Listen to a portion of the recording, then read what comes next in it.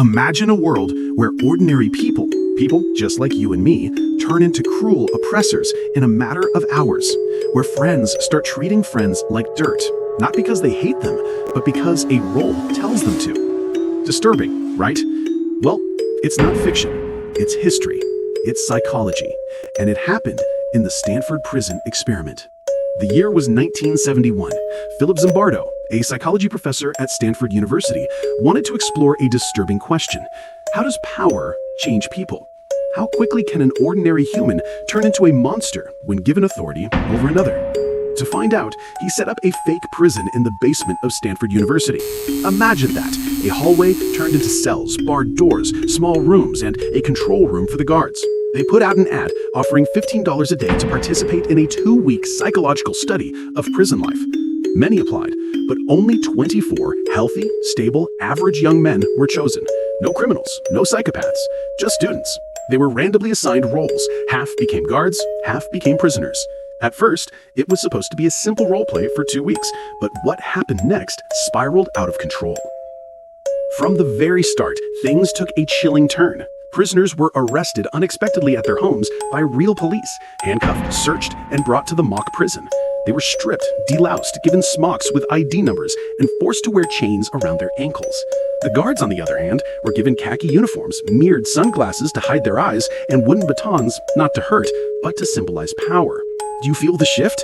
Just costumes and roles, but instantly identities began to dissolve. At first, it was awkward. Guards weren't sure how to behave. Prisoners joked around. But within hours, things escalated. Within hours, the guards began to abuse their power. They shouted, humiliated, and punished prisoners for the smallest mistakes. The prisoners, who just yesterday were laughing Stanford students, started breaking down. Some crying, some rebelling, some sinking into silence and obedience. By day 2, the prisoners rebelled. They barricaded themselves inside their cells, shouting and taunting the guards. The guards responded with fire extinguishers, stripping prisoners naked, taking away their beds, and forcing them to do endless push-ups. This wasn't acting anymore. This was transformation. The guards became increasingly cruel. Prisoners broke down. Some cried uncontrollably. One even developed a psychosomatic rash all over his body. One prisoner, after just 36 hours, started screaming, "I can't take it anymore! I'm not crazy! I'm not crazy!" He was released, but the others stayed. The line between reality and roleplay blurred. The prisoners forgot it was just an experiment. The guards convinced themselves it was real authority. Here's the chilling twist. Zimbardo himself became part of the problem.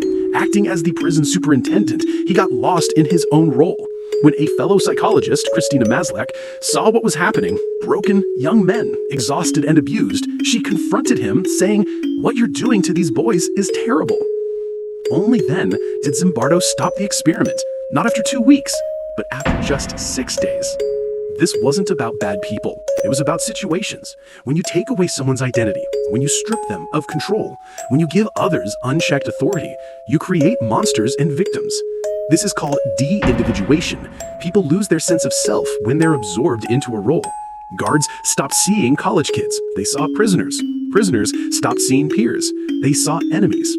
It's terrifying because it proves under the right conditions, almost anyone can switch sides, from kind neighbor to ruthless abuser. It revealed the terrifying truth. Evil doesn't always come from evil people. It can come from ordinary people in extraordinary circumstances. The Stanford Prison Experiment still haunts psychology, ethics, and even our justice systems.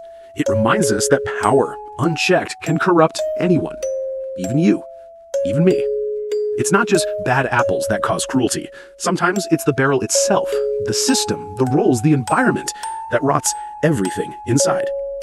And if you thought that was disturbing, wait until you hear about an experiment where children, not adults, were unknowingly trained to become aggressive just by watching. The Bobo doll experiment. A study that will make you question whether violence is truly taught or if it's caught.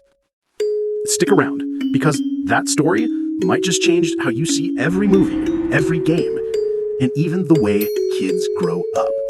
If this story made you rethink human nature, comment what topic you want us to explore next. And don't forget to save and share this reel with future thinkers, because understanding psychology means understanding ourselves.